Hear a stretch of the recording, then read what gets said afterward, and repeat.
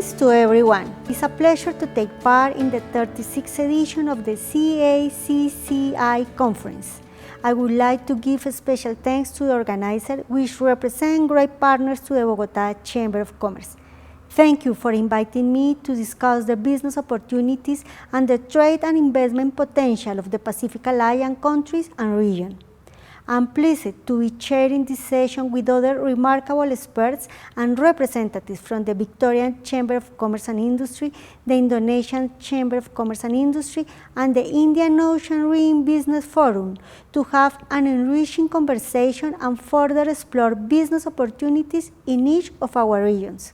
This is a unique opportunity to showcase the importance Chamber of Commerce have in defining and structuring the future of our economies by creating an interconnected network that shares tools and initiatives for the benefit of the private sector, especially the MSMEs around the world. In 2011, 4 Latin American countries took a step that changed how businesses were done in our region. They brought together a shared vision to face sustainability, innovation, digitalization, and enhancing access of the international markets of the rapid changing world. This is known as the creation of the Pacific Alliance, one of the most significant milestones for our economies. By addressing the following topics, I will be sharing with you the opportunities, advantages, and achievements of the Pacific Alliance and why it is relevant for the Asian Pacific region. What is the Pacific Alliance and which countries are members and observers? We will further explore the economic impact it has on regional trade and investment tendencies in the 4 countries of the Alliance. Finally, I would deepen on the role of the Bogota Chamber of Commerce has over the Pacific Alliance. To begin, it's essential to understand its main purpose and objective. The Pacific Alliance is an initiative of regional political and economic integration comprised of Chile, Colombia, Mexico, and Peru, officially established on April 2011. This integration has 3 main objectives. First, build an area of deep integration to move progressively towards the unrestricted mobility of goods, services, resources, and people.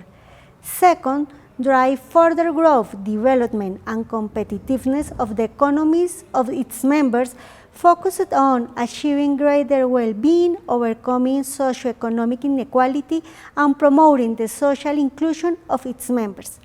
Third, become a platform of political articulation, economic and commercial integration, and projection to the world, emphasizing the Asia-Pacific region. As I mentioned, the Alliance comprises 4 members and 61 observers, 14 countries from the Americas, 31 from Europe, 12 from Asia, 2 from Africa, and 2 from Oceania. These 61 countries share the mechanism's objectives and principles, making them strategic markets for the trade bloc. There are currently 3 countries candidates to become associate states of the Pacific Alliance: Canada, Australia, and New Zealand.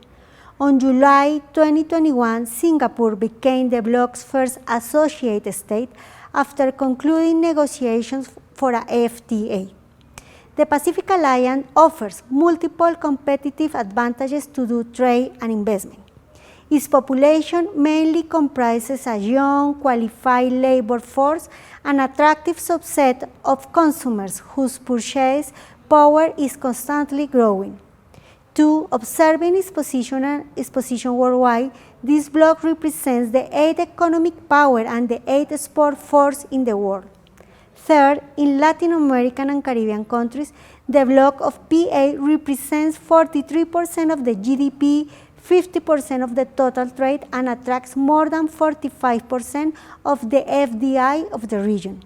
Finally, deepening its population composition, the 4 countries gather more than 230 million people with an average per capita GDP of $19,000. These statistics and facts reflect that the PA is a driver for free trade and growth in the region, as it offers an open and inclusive integration process of countries with similar visions. It offers competitive advantages with a strong business potential and projection for the international market, with a particular emphasis on the Asia-Pacific region. The Pacific Alliance is a platform recognized for enabling a modern and pragmatic approach to face international economic challenges and of offering multiple competitive advantages, which I am going to highlight. First, it achieved the objective of having zero tariff for 98% of the goods circulating among its members. These tariffs are in the process of eliminating the remaining 2% by 2030. Second, it's a mechanism that facilitates other services, including e-commerce, telecommunication, and financial and offshore transactions. Third, the countries continuously work to protect cross-border trade and investment. Fourth, this achievement is improving the sanitary and phytosanitary protocols for the products traded in the region. Depending on the specific products that are being traded and growing in the region, you can observe on the right side of the slide the list of top 7 sectors in Latam in which the PA stand out as the main destination for investment. The top 3 sectors are vehicles and other means of transportation with 76%, textiles and garments at 70%, and ICT services with 66%, all with more than 500 projects in PA countries. As of now, many of you might be wondering why to invest in the Pacific Alliance. Well, let me give you 3 more reasons why this mechanism is key in Latin America and the Caribbean, according to the latest report of the Pacific Alliance. First, the precise rules and legal stability of the PA trade protocol facilitate the increase of ADI, plus the access to a broader and more dynamic market in the region. Second, the possibility of doing business in the same language, the cultural similarity and the geographical proximity of the 4 countries allows investors to cover the 4 markets in a flexible, faster, and synchronized manner. Third, the IFIAP, which means Pacific Alliance Investment Facilitation Initiative. It's a space that identifies and overcomes barriers to regional trade and investment by offering services to its members. This results from the opportunities, suggestions, and difficulties experienced and shared by the investor and business representative. In addition, on the right side, look at the main investor in the PA Alliance, in which the United States occupies the top 3 places with 24%, Spain with 14%, and China with 6%. This data demonstrates that the importance of boosting Asia-Pacific countries to invest and increase trade in our region. Plus, it's important to notice that the PA represents more than 43% of the inward FDI entering the LAC region, accounting for a total of $924 million. Now, considering the importance and critical role the private sector and organizations related to the business community play in the development of these mechanisms, I want to mention how the Chamber of Commerce can play an active role to foster trade and investment in Latin America and Caribbean region. The Bogota Chamber of Commerce is an organization dedicated to developing and growing businesses, specifically MSMEs in Bogota region and internationally.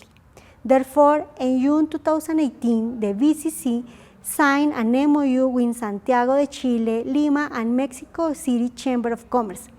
The objective of this alliance is to boost the support of MSMEs, enhance their participation in international trade, and generate new opportunities for entrepreneurs with the strengthening of this economic power. Additionally, BCC is an active member of the CEAP, Pacific Alliance Business Council, the representative body for the private sector. The main objective of this body of the PA is to promote alliance in the international business community, recommend joint plans about third markets, especially in Asia Pacific, and advance the growth of trade and investment flows. Under this structure, each PA member has a specific working area to develop. On the right side of the slide, Chile works on financial integration and trade services. In Colombia, we focus on labor mobility and education. Mexico works on regulatory alignments and the development of the digital agenda, and Peru focuses on infrastructure and SMEs growth. I appreciate your time listening to the key points on why the Pacific Alliance is key to increase trade, investment, and growth in our economies. Before concluding my intervention, I want to highlight three messages.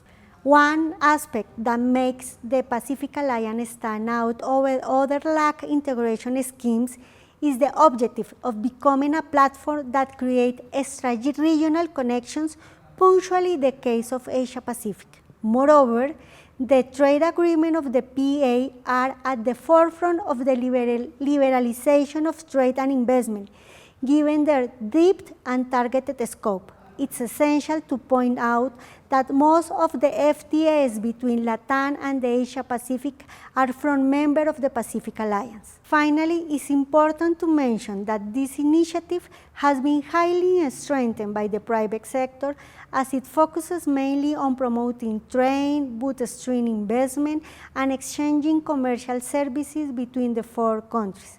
Let's remember the biggest achievement for the business sector: full liberalization of trade goods in 98%. Thank you very much.